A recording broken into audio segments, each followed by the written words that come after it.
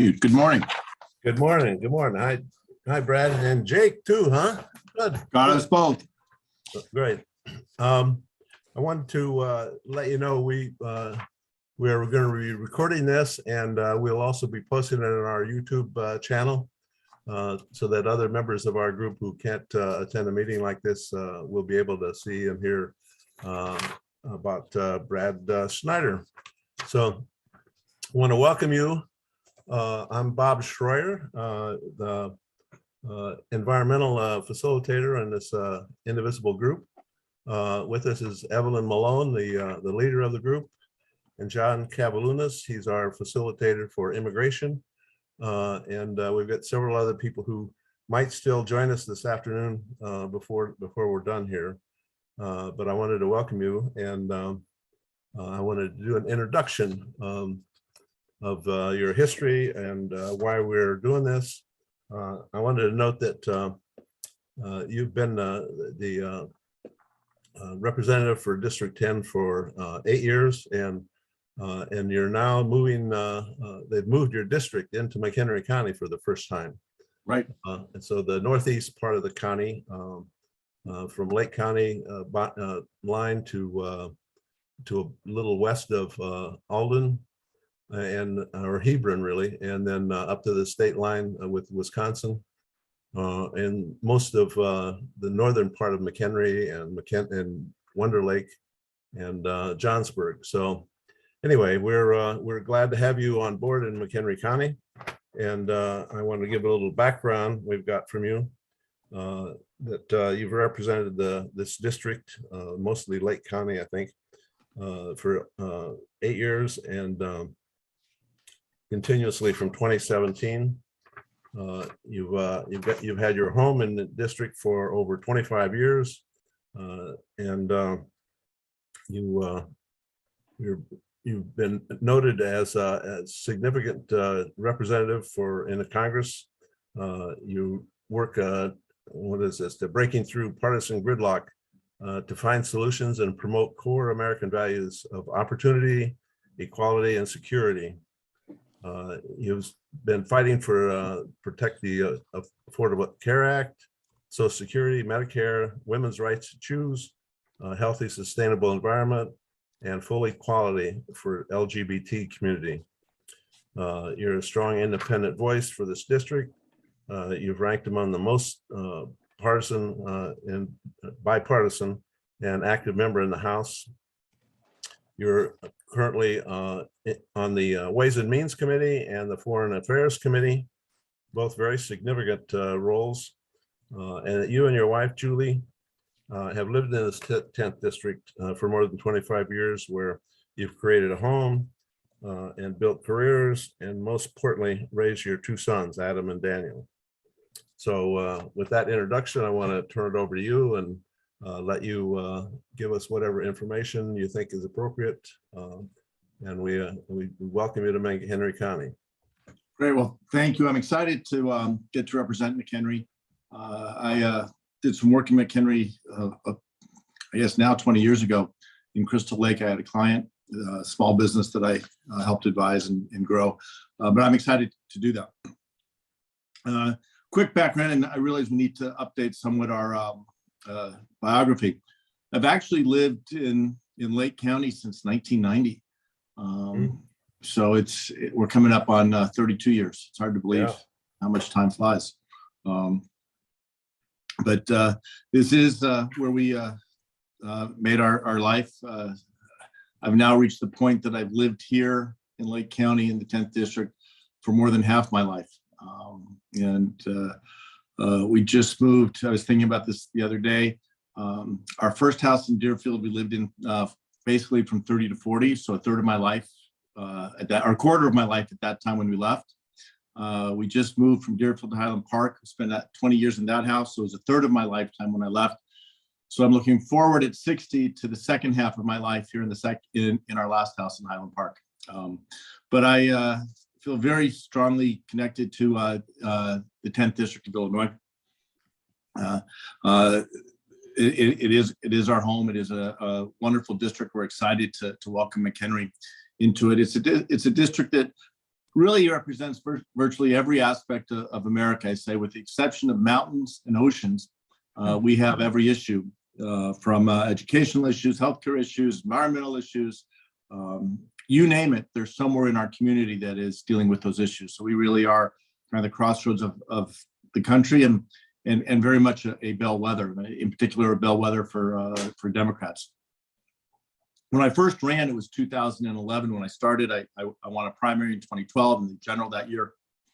Won by 1 point. Democrats were emerging, is the way I would describe it in Lake County. We'd been spent 10 years in the 10th district. We had spent 10 years. A group you'll come to know called 10th Dems worked very hard and we started growing.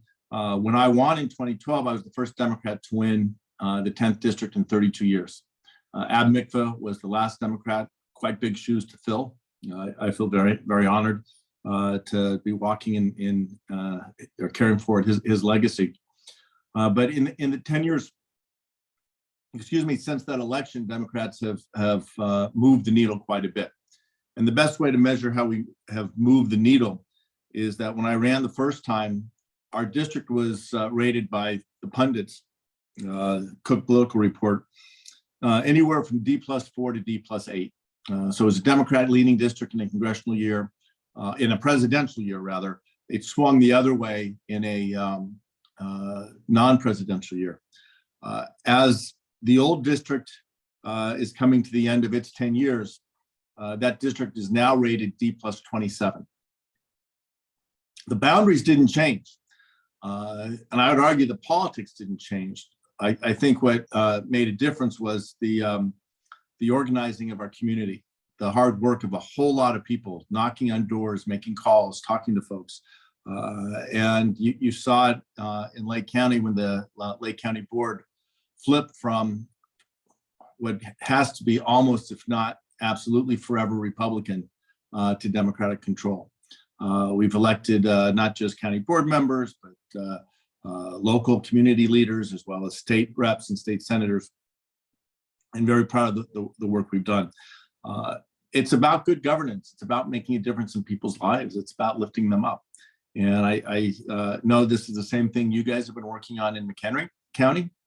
And as we merge and build that bridge, I see a lot of great opportunities to do that. And before I start talking about myself, I'll tell one more thing, one story. It's a good segue.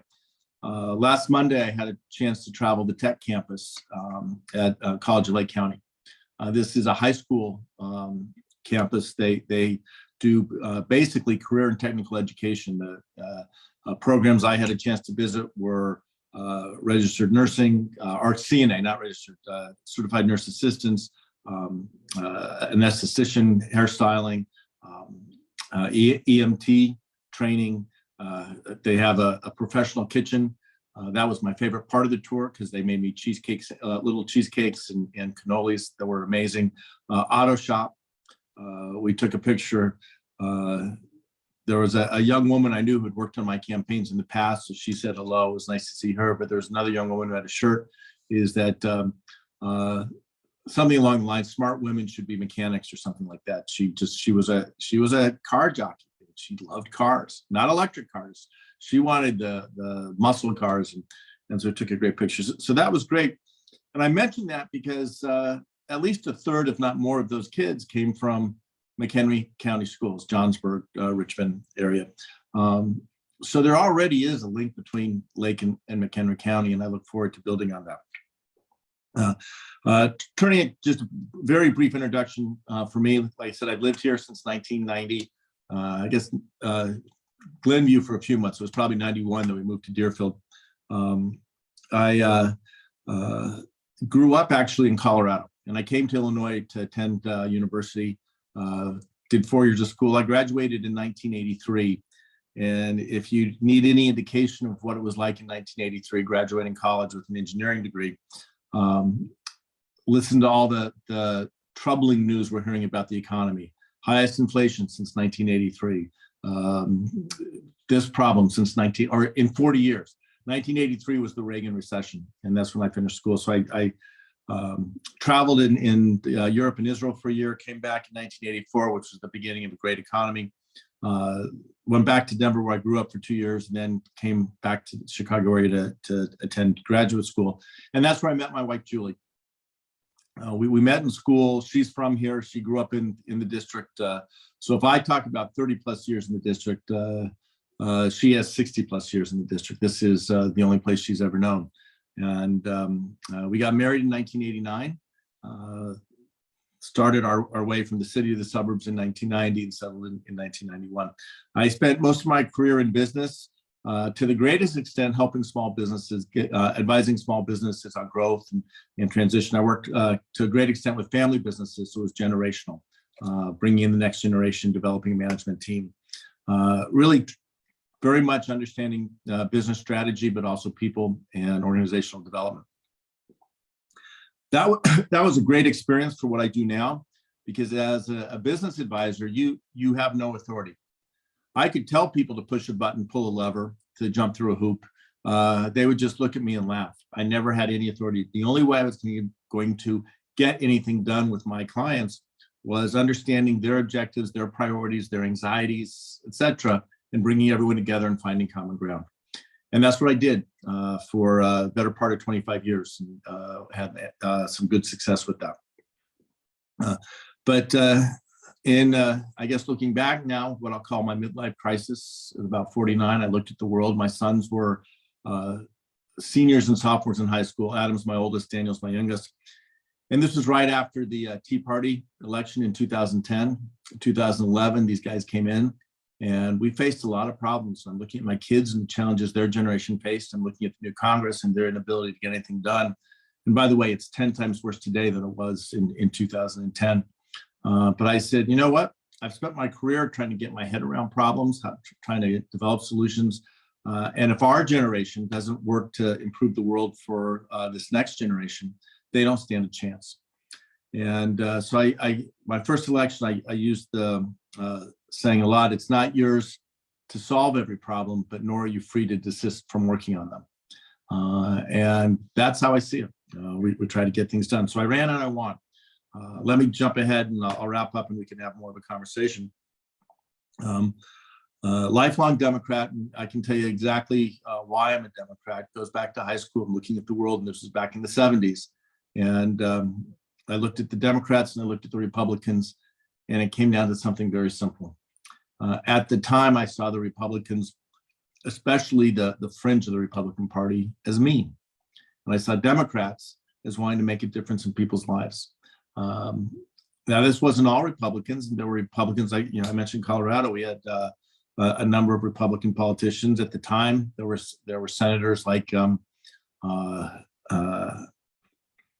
Howard Baker from Tennessee. There were congressmen like from Illinois, Bob Michael, who was considered one of the great gentlemen. But it was also Nixon and some others. And I said, I just identify more with the Democrats. I do see myself as a moderate, but I also see moderate as a style, not a position. So when it comes to issues like choice, issues like protecting our environment and tackling climate change, dealing with comprehensive immigration reform, my positions are very much aligned with the Democratic Party. My belief is if we're going to get anything done, the only way we get things done that can sustain time is finding ways to reach across the aisle and take steps forward. I started with that in 2013, my first term on immigration. If you recall, the Senate, Senator Durbin leading the way with the Gang of Eight, passed immigration reform that passed the Senate 69 to 31, I think was the tally, or 68-32. In the House, I helped introduce the companion bill to the legislation that passed the Senate. We thought we could get 300 votes easy if it would come to the floor. You need 218, overwhelming support, Democrat and Republican. Problem was John Boehner, who was the speaker at the time, didn't want to bring it. If you go look at the record, he said, I'm not going to bring it up because I have too many members who would be put at risk by it. So politics over policy, which has been kind of the way of things my entire time in Congress with the Republicans. I'll continue to push forward and find ways to get things done. I will continue to stand up for people without a voice, whether that's folks needing quality education, people needing full access to healthcare, folks who are struggling with the impacts of climate change and the consequences of pollution. Those are all things that are priorities to me, as are many others. In Congress, I've gone from being a freshman in 2013. If you followed what happened, I beat a guy in 2012. He beat me in 2014, and I won the rubber match in 2016. When I came back to Congress, I've continued to build on my relationships, and it's amazing how it happens. I've gone from a freshman member to now considered a senior member and taking on increasing responsibilities, which I'm very proud to do. I'm on the Ways and Means Committee, on the Health Subcommittee, as well as the Oversight Subcommittee on Ways and Means. We tend to do things though more as a full committee. I'm also on the Foreign Affairs Committee, something that I do every odd Congress. My first Congress, 113th, I lost, so I missed 114th. I came back in the 115th, was on Foreign Affairs. When I went in Ways and Means last Congress, the 116th, you're only allowed one committee you have to waive on or get special permission to go back on Foreign Affairs. So here I am on the 117th. I'm considered someone that folks look to on matters of healthcare, especially graduate medical education, making sure we have the health professionals, doctors, nurses, therapists, et cetera, to take care of us. Well, as I say, as I age, I become increasingly more a consumer of healthcare. And my generation, I'm at the tail end of the baby boom. We are driving demand, but the demand for healthcare is only going to grow. And on Ways and Means, look to as someone who brings a very much, I believe the world's safer and better when the United States is engaged with the world and the United States is leading. We can convene other countries in a way that nobody else can. And so that's kind of the role I play on Foreign Affairs. So that was a not so brief introduction covering some, but not everything. Let me open up for discussion. I'd much rather hear from you all.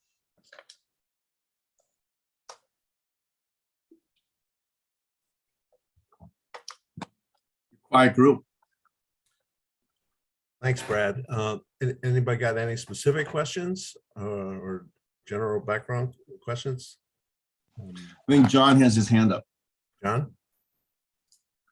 Yes. Yeah. Well, thank you for being here, Brad. Appreciate it. We're a progressive group and we believe in most Democratic positions.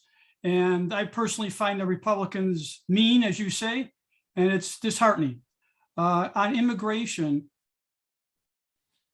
is there, and I'll say that a general question and a specific question. In your mind, is there any hope of getting anything, anything that is halfway, even moderate done in immigration in this, what we have environment right now with the constant border wall talk on, on the Republican side, putting asylum seekers to Washington, D.C., et cetera. So is there any hope for that? And then secondly, if there is, how do you feel the best way is to allocate, allocate citizenship opportunities for people in a general sense to the United States? And secondly, how do you deal with asylum seekers that maybe don't fit in that box, but are in very dire danger for their lives? Yeah, a lot of good questions there. Thanks. Short answer to the first question, is there a possibility? Yes in the House, no in the Senate, and therefore no for Congress. And let me elaborate on that, but that's the short answer. I mentioned 2013 when the Senate actually passed immigration reform. Comprehensive. It dealt with border security as well as modernizing our immigration laws. Unfortunately, you need 60 votes to do anything in the Senate. In 2013, they had 68, 69 votes for it. Today, they have at most 50. And I'm not entirely sure on the 50. We can go through the standard thing. In the House, especially at the moment with Democratic majority, absolutely we could pass it. We have. We passed HR 6. We've been working on Dreamers. That's a risk. Sorry, I'm nibbling on almonds, and I forgot you shouldn't talk and eat almonds at the same time.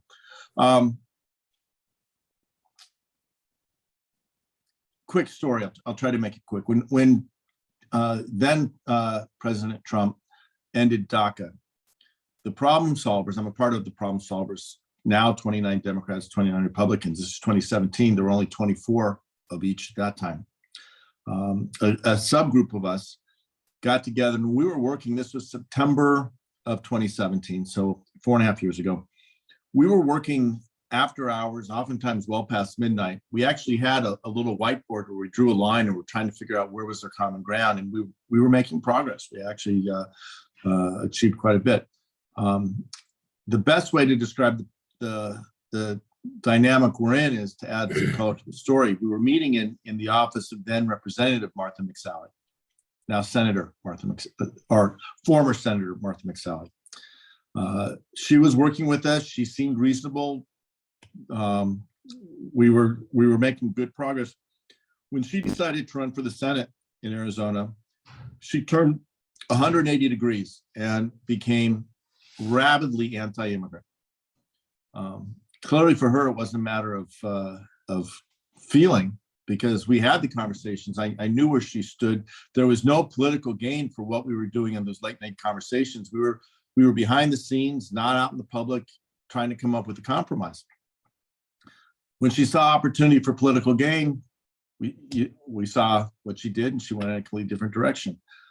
Another one who I didn't have I didn't do a lot of things with her. I had a good relationship with her initially, was Elise Stefanik.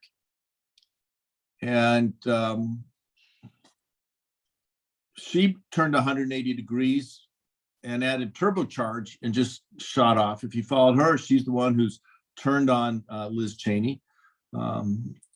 This is gossip, and I typically avoid gossip. And sometimes I'll say some things are too good to fact check, but the question of who's leaking the tapes of Kevin McCarthy after January 6th, the assumption is it's Elise Stefanik. I don't know if that's true or not, so let me be clear on that. But the reason that attack on her has legs is because she's demonstrated that she's willing to completely abandon and turn her back on what she said she believed in to get elected, to go where she thinks she should be.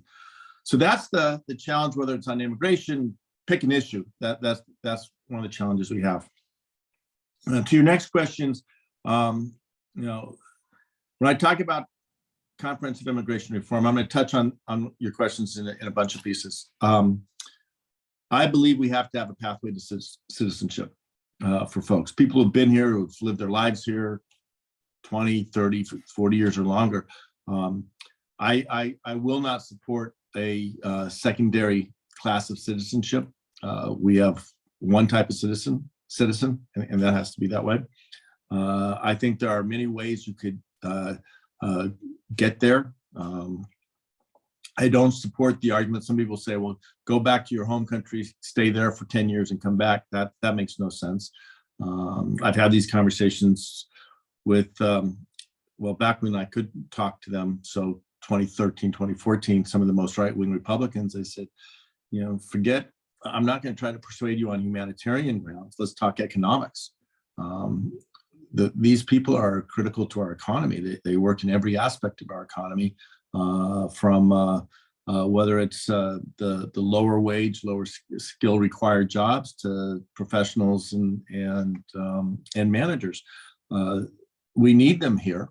So, there's been all kinds of ideas of transition first to legal protected status, not legal protected, legal permanent resident, LPR, then green card, eventually get your citizenship. That's fine. We can figure that out. But again, only one class of citizenship. When it comes to, I'm going to jump around, we do have serious challenges at our southern border. There are people coming every day from countries principally in Central America, but in many cases further south and even from the other side of the globe. Let's figure out why they're coming. And there's two halves to this. One is the challenge in their home countries, the violence in some of these countries that they're fleeing.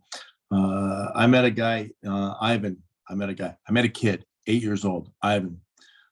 He'd been kidnapped when he was 5. He fled here because his life literally was profoundly endangered. There was no place for him to go. He came, I guess he would have been deemed a refugee. I'm not sure his exact status. He did come visit me in Washington. Ivan today is probably about to enter high school, so it's been a while since he's been here. But he's aspiring to be an American, make his life here, do great things here. He's a remarkable young man.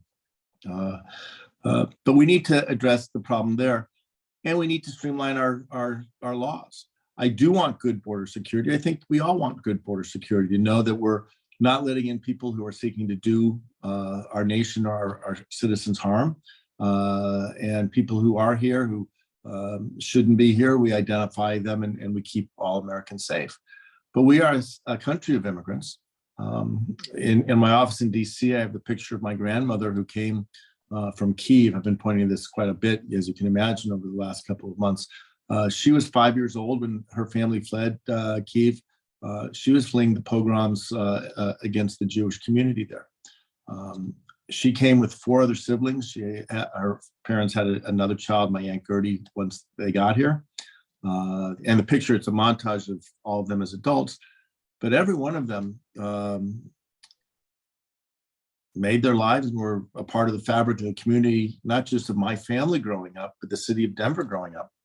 And I'm named after my Uncle Sam, who was murdered in 1943 when a gunman shot him. It was national news. So a guy who moved here in 1912 became a prominent lawyer in Denver by 1943 and was murdered. Tragic story, but his legacy lives on. And he, my mother's youngest brother, Stephen, is named after Sam. My middle name's Scott. The Jewish tradition is to name after someone who's died. We honor Sam every day.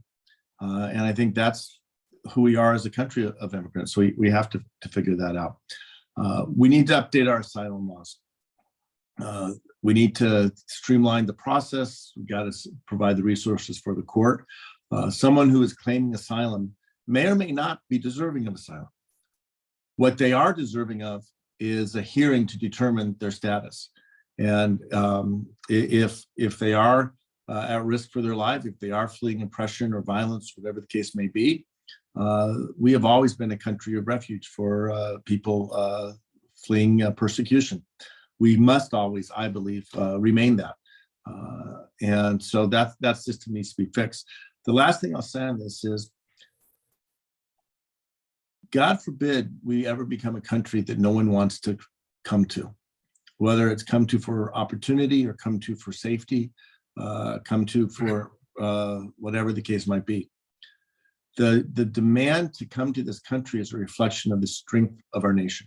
And I will always celebrate that and work to promote that. And if we could fix our immigration system, we could celebrate it and embrace it in a way that's constructive for everybody. I guess I have one last thing to say. We have a severe worker shortage. There's no question that part of that worker shortage is because we've closed our doors to so many people, whether it's agriculture or hospitality or high tech. Every one of these of the employers that I talk to, every day I hear we can't find the workers we need. And every one of these industries has a history of looking to people coming to build a better future from places far away for employment. I was at Ravinia yesterday. We had a tour of the STEM Scholars Program for high school students. And it was really cool to talk about it another time, but getting a tour of Ravinia, but the CEO was there. And he said they're having a real hard time getting people for the summer. And they're probably going to only run at 75%, 80%, because they don't have the people. And the way they're getting to that level is they were able to obtain a significant number of J1 visas. So folks coming from other countries to work here for the summer. Now the challenge that they have is they're trying to find housing for these people because we've got housing challenges. So everything's connected. It's a long answer to a short series of questions. Well, I have a more generic question, Brad. You talked about things being able to be passed in the House, but the Senate is closed. And my fear is that if we can't find some common ground with the Republicans to do something constructive that we can lean on, voters are going to be saying, well, we don't get anything out of the current administration. Maybe we need to vote the other way. And that really scares me when I know that the strategy is to block everything they can. I mean, is there any hope that we'll pass something, even if it's not so progressive? Yes, and then we deal with the problem on the other side, right? And I hate using the word progressive to describe these people. Progressive has in its core, at its root, progress, and progress is done one step at a time. I forget what kid's cartoon it was, but there's the song "Put One Foot in Front of the Other" and something. That's it. We've got to find a way to get things done on Build Back Better. Not what you asked for, but it's I think illustrative. My approach, and this is where I talk about moderate style rather than position. I would have preferred us to pick a few things to do really well, to go deep and get them done, rather than trying to do a lot of everything to please everybody. Because if I can get some things done and lay a foundation stone, then I can lay the next layer and the next layer and the next layer. And if we don't do that, my concern is your concern. We lose the majority and we're back to where we were. I'm going to try to do this on Zoom. I haven't tried this before, but this works. So I do a thing, exercise I do with young kids.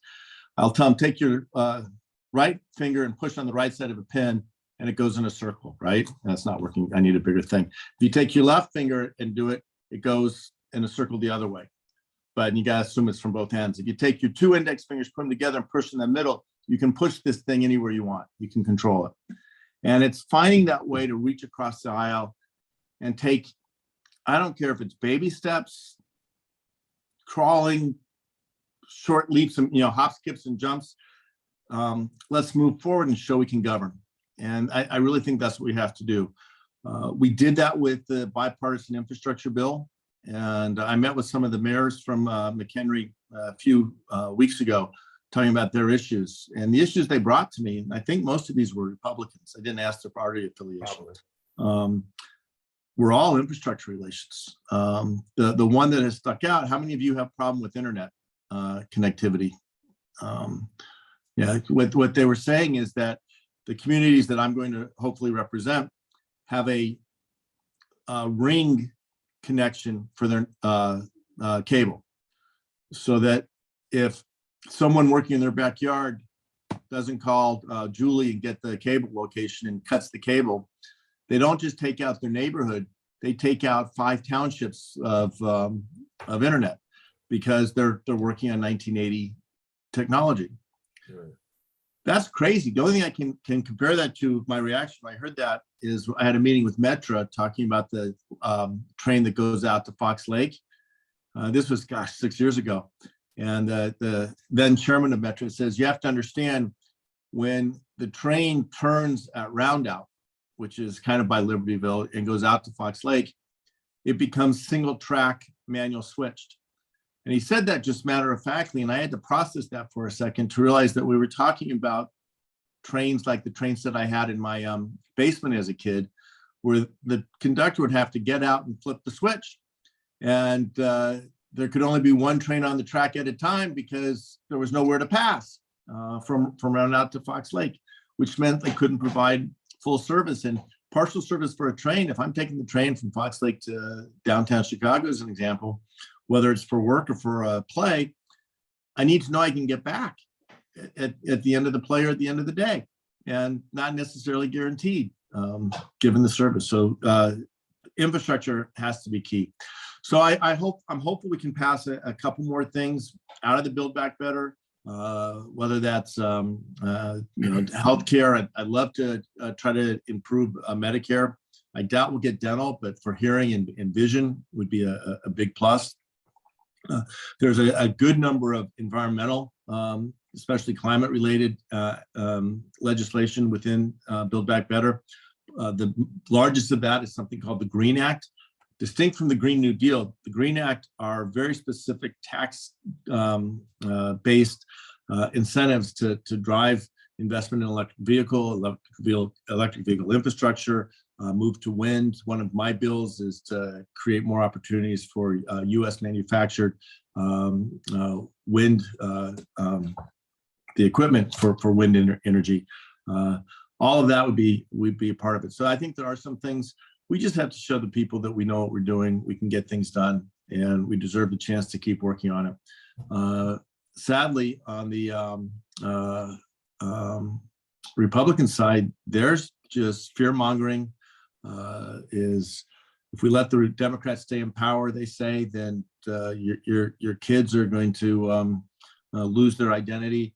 Our cities are going to lose their way, and chaos is going to reign everywhere. They don't have any ideas. Yeah. I also wondered whether there are ways that we as Democrats can emphasize the stuff that was passed last year. And I mean, I see Republicans now taking credit for infrastructure funds that are coming into their district. Yeah. So I'm smiling. As predictable as the sun rising in the morning, Republicans taking credit for infrastructure that they voted against. We all knew was going to happen. And by the way, in different places, it's not just Republicans. There are not Republican members. It's not just Republican members of Congress. It's Republican governors and others who are saying, "Look what we're delivering to you." Meanwhile, while they were all opposing it.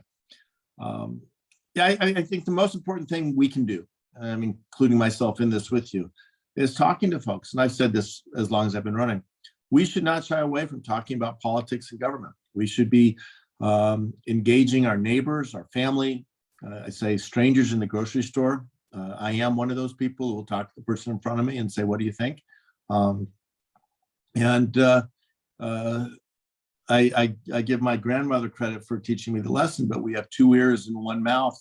We should use them in proportion, listening more than anything else.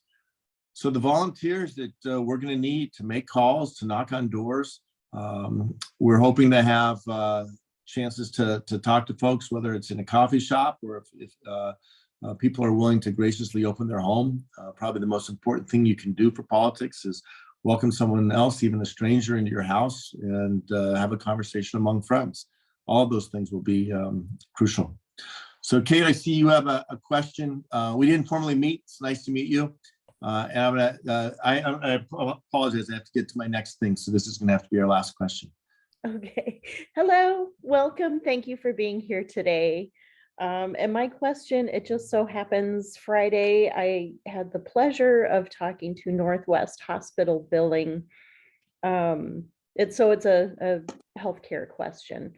I had taken my son to the hospital in 2020 for a stomach ache and walked away eventually with a bill for $12,000.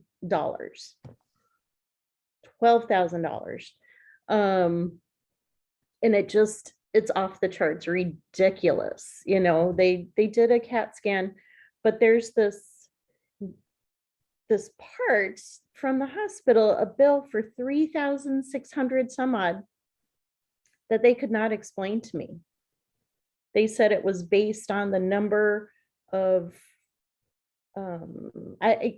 even the person from billing couldn't explain it, but I think you know what I'm driving at. We have, even with insurance, you know, I'm still stuck having to pay over $3,000 for was a tummy ache, was, you know, a kid with constipation.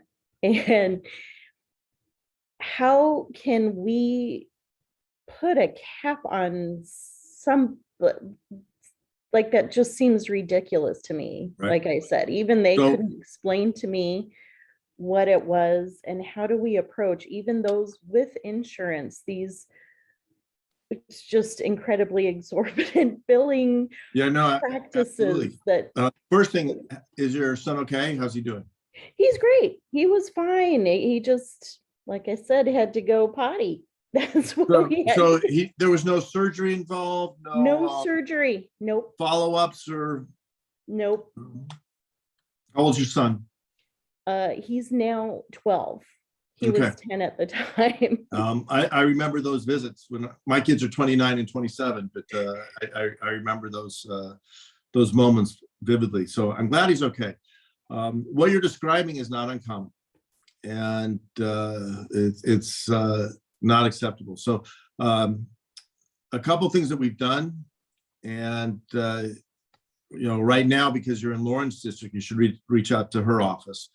We passed legislation last year to address surprise billing, which is that he had a stomach ache. You're telling me it's $12,000. Surprise. And there may be issues in there with the dispute between the insurance company and the hospital providers. That's not your problem. And so Lauren's office can help you identify if there's anything related specifically to that. But I would definitely reach out to her office and open up a case. We're working on legislation right now. One of the things, and this doesn't help you specifically, but it's more generic, is the idea of getting to value-based outcomes or billing. All right. So kid shows up, 10-year-old kid shows up with a stomach ache. And at that age, in that 10 to 12 age, it could be gas. It could be, without getting too detailed here, torsion, which is actually a very serious condition that needs action within 4 hours, or it can have lifetime consequences. So it's important, but it's an easy fix. It could be a lot of different things. And you can go to urgent care. You can go to intermediate care. You can go to the hospital or your physician. I mean, there's all kinds of things you could do for it. In a working system, it shouldn't matter to you. We have an issue, identify the problem, solve the problem. In your case, thankfully, it was a relatively minor resolution, or easy to resolve, and you go on your way. Best case is, thank you very much, have a nice day. Maybe there's a $25 copay or whatever. And this is getting even deeper into some of the issues to wrangle with. Now, there is a different cost between urgent care, intermediate care, emergency room, or going to your doctor. I want to educate the public so they know the best place to go, make it easy. We have in Lake County, and we're expanding across the country, 311, which is basically, you got a question, call, and they can answer anything you have. I don't know if they would answer that question, but the easier I can get an answer to my question to go to the right place, the most cost effective, is also part of it. But as long as we have a system based on fee for service. So how many pages was the bill? It was, well, it's hard to say now because they initially billed it back in 2020 and then reprocessed the bill and sent it back to me. So, Right. I'm having them send an itemized bill because I think we did go to like a CVS or something, and they said, well, we don't know, so you better take him to emergency to be Right. seen. So Right. on So, top of all, The reason I asked how many pages is every item on that bill is a revenue producer for somebody. right. And we've got to get away from that. Say, well, let's do a CAT scan and maybe a PET scan. And yes, I realize he's only 10 years old and he's a male, but I get paid more for a mammogram. I'm being intentionally absurd. Right. Right. Right. Let's think of all the things I can do to get paid for, whether I'm the physician, the hospital. And by the way, I don't think there's a problem of physicians prescribing mammograms for 10-year-olds. I do think there's a problem of, we'll do a CAT scan, an MRI, an X-ray, and everything else because we just want to be sure. We got to make sure that we're creating the right incentives where it's okay. Let's make sure it's nothing life-threatening, and maybe it's now I'm going to make up I'm not a doctor. We do the CAT scan. Okay, nothing shows up on that. Let's wait. And maybe in an hour, it's gas, it'll pass, literally. In an hour, it hasn't passed, so we'll do the next thing. And I want to make sure the incentives are in the system to drive that. But also, I was talking before, making sure we have the providers who can do that. So, I don't know how far Northwest is from where you are, but I know the further you go northwest into McHenry County or northwest into Lake County, the further you're getting from access to healthcare options. And if you're going so far northwest, you end up in Montana. There's places where you're hours and hours away from healthcare. Yeah. Yeah, it was just that 3,000 some odd, very vague, apparently written in stone bill, that no one And can you gotta keep claim, but it can't be modified. And she was so nice, don't get me wrong. I know the person I was talking, but I just like legally, how do they do that? Yeah, I had hernia surgery last June, and I dealt for 6 months was dealing with a similar thing. I got billed for 2 anesthesiologists, and the insurance company said we're only paying for 1, and there was only 1 there, but there was 1 supervising who wasn't there, but in case, and we fought it for 6 months. Perverse incentives drive perverse behavior that have perverse consequences for the patient, and so we've got to fix that. Yeah. But I would reach out to Lauren's office. I don't know if they can help without knowing the full details, but we get these calls all the time. Interesting. Okay. Well, thank you. It just was at the front of my mind with healthcare and even with insurance to have that kind of bill come through almost 2 years after the fact. It just, it seems out of control. So we did pass legislation to address that, and so that shouldn't be happening, but it passed in 2021. So day late, you're a year late, dollar short kind of thing. Right. All right. Well, thank you guys. This was great. I want to continue the conversation. I'm sorry, I just got to get to my next thing, but I want to continue our conversation. I'm really excited. I left out one piece when I was doing my introduction. My second terms, when I came back in 2017, I was also on the Small Business Committee. And at that time, I was the ranking member, so the senior Democrat on the Agriculture Subcommittee of Small Business. There is very little agriculture in the current 10th district. I think it's 0.3% of my district is considered ag. But I grew up in Colorado. I mentioned I spent a year, I lived on a kibbutz in Israel and worked with chickens and dairy farms. So I have a passion for aspects of farming. And I believe you can learn anything. But I'm excited that there's going to be quite a bit of agricultural activity in my new district. And so I'll be able to connect. So I'm looking forward for all aspects. And I'm counting on you guys to help me connect with all these folks. Well, thank you. Thank you very much, Brad. We appreciate your time. I know you're probably running a little late here. But, anytime. We build in some slack. So as long as I leave here in the next 5 minutes, I'll be fine. Okay. All right.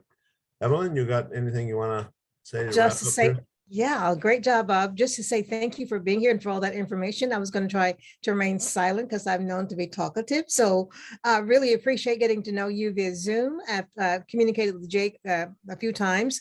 And what we would like to do is to offer Jake to follow us on Facebook so we can be aware of your actions and events.